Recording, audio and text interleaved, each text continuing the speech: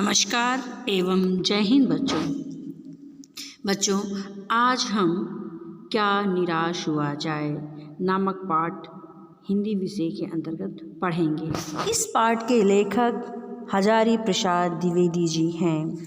इस पाठ में लेखक ने आज के परिवेश में कहीं आतंकी हमले, कहीं हत्या, कहीं लूटपाट और कहीं धोखाधड़ी के समाचार पढ़कर कहीं ना कहीं हम सब स्वयं को असुरक्षित महसूस करते हैं, उसी के बारे में बताना चाहा है।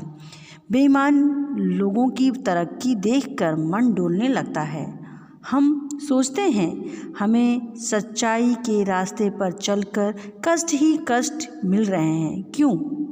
हाँ ना, तभी अंतर आत्मा हमें रोकती है इस द्वंद्व से कैसे निकला जाए। परंतु इस पाठ में हमारे मन, समाज की सोच और हमारे लिए उचित मार्गदर्शन सुझाया गया है। हजारी प्रसाद जी के द्वारा बड़े मंथन के बाद यह सार प्रस्तुत किया गया है। लेखक कहते हैं कि कभी कभी मेरा मन बैठ जाता है समाचार पत्रों में ठगी, डकैती, चोरी, तस्करी और भ्रष्टाचार के समाचार भरे वो पढ़कर। आरोप प्रत्यारोप का कुछ ऐसा वातावरण बन गया है कि लगता है देश में कोई ईमानदार व्यक्ति बचा ही नहीं। हर व्यक्ति संदेह की दृष्टि से देखा जा रहा है। जो जितने ऊंचे पद पर है उनमें उतने ही अधिक दोष दिखाए जाते हैं। एक बहुत बड़े आदमी ने मुझसे एक बार कहा था कि इस समय सुखी वही है जो कुछ नहीं करता। जो कुछ भी करेगा उसमें लोग दोष खोजने लगेंगे, उसके सारे गुण भुला दिए जाएंगे और दोषों को बढ़ चढ़कर दिखाया जाएगा। दोष किसमें नहीं होते, यही कारण है कि हर आदमी दोषी अधिक दिख रहा है और गुण कम या बिल्कुल नहीं। स्थिति अगर ऐसी है तो निश्चित ही चिंता का विषय है।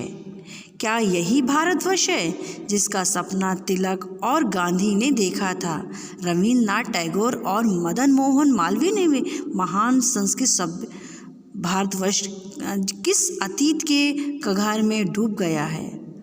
आर्य और द्रविड़, हिंदू, मुस्लिम, यूरोपियन और भारतीय आदर्शों को मिलन भूमि मानो महासमुद्र क्या सूख गई है। मेरा मन कहता है ऐसा हो नहीं सकता। हमारे महान मनुष्यों के सपने का भारत और रहेगा। लेखक इस सब को देखकर काफ़ी चिंतित हुआ है, पर उसको उम्मीद है कि जो हम दिख रहा है उसमें बदलाव आएगा। कहते हैं ये सही है कि आज ऐसा माहौल बना हुआ है कि ईमानदारी से मेहनत करके जीविका जीने वाले भले ही बहुत ही दयनीय दृष्टि से देखे जाते हैं और झूठ फरेब का काम से काम करने वाले लोग फल फूल रहे हैं। ये सदा ही ऐसे फले फूलेंगे नहीं। एक ना एक दिन जो है मनुष्य बुद्धि नई परिस्थितियों का सामना करने के लिए नई सामाजिक विधि निषेधों को बनाती है। उनके ठीक साबित न होने पर उन्हें बदलती है। नियम कानून सबके लिए बनाए जाते हैं, पर सबके लिए कभी कभी एक ही नियम सुख कर नहीं होते, जबकि सामाजिक कायदे कानून कभी युग युग से परिचित आदर्शों से टकराते रहे हैं और आगे भी होगा ऐसे ही। उसे देखकर हताश होने की ज़रूरत नहीं है। भारतवर्ष ने कभी भी भौतिक वस्तुओं के संग्रह को अधिक महत्व नहीं दिया है। उसकी दृष्टि में मनुष्य के भीतर जो महान आंतरिक तत्व है, भाव बैठा है, उसी को ही वही चरम और परम है। लोभ, मोह, काम, क्रोध आदि विकार मनुष्य में स्वाभाविक रूप से विद्यमान रहते हैं, परंतु उन्हें प्रधान शक्ति मान लेना और मन तथा बुद्धि को उन्हीं के इशारे पर छोड़ देना निकृष्ट आचरण है। लेखक कहते हैं कि भारतवर्ष में सदा ही कानून को धर्म के रूप में देखा जाता है। कानून और धर्म में अंतर अचानक एकदम से कर दिया गया है। धर्म को धोखा नहीं दिया जा सकता, पर कानून को धोखा दिया जा सकता है। यही कारण है कि लोग धर्म भीरू हैं और धर्म से डरते हैं, लेकिन कानून से नहीं डरते। कानून की त्रुटियों से लाभ उठाने का प्रयास पूरा करते, उसमें कोई संकोच नहीं करते। लेखक बताते हैं कि एक बार रेलवे स्टेशन पर टिकट लेते हुए गलती से मैंने 10 के बजाय 100 रुपये टीटी को दे दिया और मैं जल्दी गाड़ी में बैठ गया आकर। थोड़ी देर में टिकट बाबू उन दोनों के सेकंड क्लास के डिब्बे में हर आदमी का चेहरा पहचानता हुआ उपस्थित हुए और उसने मुझे पहचान लिया और बड़ी विनम्रता के साथ मेरे हाथ में 90 रुपये रख दिए और बोले, यह बहुत गलती हो गई, आपने भी नहीं देखा और मैंने भी नहीं देखा। उनके चेहरे पर विचित्र संतोष की गरिमा थी। मैं चकित रह गया। कैसे कहूँ कि दुनिया में सच्चाई और ईमानदारी पूरी तरह से गायब हो गई है। उनकी वही घटना ठगी और कंजूसी की अनेक घटनाओं को अधिक शक्तिशाली थी।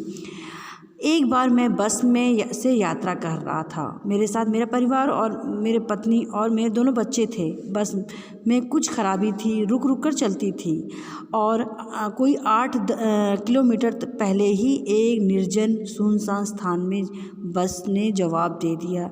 रात के कोई 10 बजे होंगे।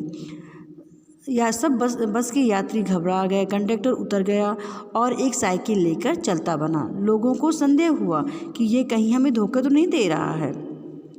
यहाँ डकैती होती है। 2 दिन पहले ही इस तरह एक बस को लूटा गया। परिवार सहित अकेला मैं ही था। बच्चे पानी पानी चिल्ला रहे थे। पानी का एक कहीं ठिकाना ना था।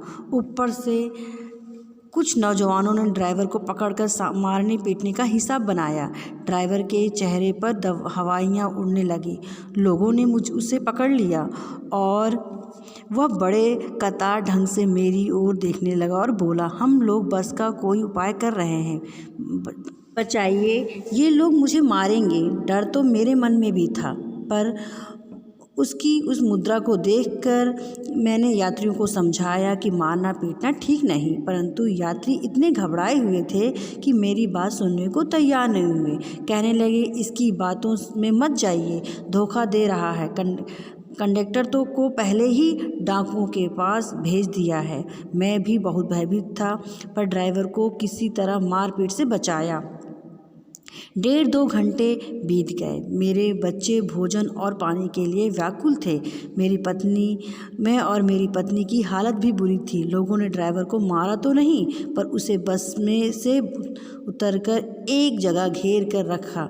कोई भी दुर्घटना होती तो पहले ड्राइवर को समाप्त कर देना उन्हें उचित जान पड़ा। मेरी गिड़गिड़ाहट का कोई विशेष असर नहीं पड़ा। लेखक आगे बताते हैं कि इस समय मैंने क्या देखा। एक खाली बस चली आ रही है। उस बस पर हमारा बस कंडक्टर भी बैठा हुआ है। उसने आते ही कहा, अड्डे से नई बस लाया हूँ, इस बस पर बैठिए।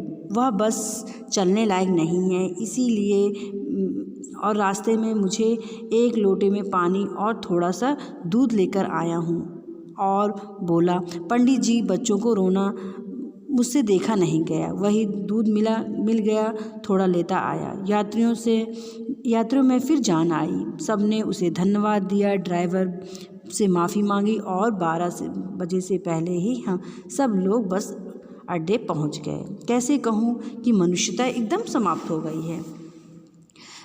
लोगों में दया माया नहीं है। जीवन में जाने कितनी ऐसी घटनाएं हुई हैं जिन्हें मैं भूल नहीं सकता। ठगा भी गया हूँ, धोखा भी खाया है, परंतु कम स्थलों पर विश्वासघात नाम की चीज़ मिलती है। केवल उन्हीं बातों का हिसाब रखोगे तो धोखा ही मिलेगा। लेकिन कहते हैं कि अगर हम जीवन में कितना हमने धोखा खाए, इस सब बात को याद करेंगे तो जीवन कष्टकार हो जाएगा। ऐसी घटनाओं को हमें याद नहीं करना चाहिए। फिर उन्हें रविन्द्रनाथ टैगोर द्वारा कहे गए प्रार्थना गीत में उन्होंने कहा था कि भगवान से प्रार्थना की थी कि संसार में केवल नुकसान ही उठाना पड़े, धोखा खाना पड़े तो भी ऐसे अवसरों पर भी हे ईश्वर, मुझे ऐसी शक्ति दो कि मैं तुम्हारे ऊपर संदेह ना करूं। मनुष्य की बनाई विधियों गलत नतीजे तक पहुंच रही हैं तो इन्हें बदलना होगा। आए दिन इन्हें बदला भी जा रहा है, लेकिन अब भी आशा की जो ज्योति बुझी नहीं है। हमारा जो महान भारतवर्ष को पाने की संभावना है वो बनी है और आगे भी बनी रहेगी। मेरे मन का जो विश्वास है कि हमें निराश होने की ज़रूरत नहीं है। ये जो लेखक पाठ है बिल्कुल सही है। धन्यवाद बच्चों।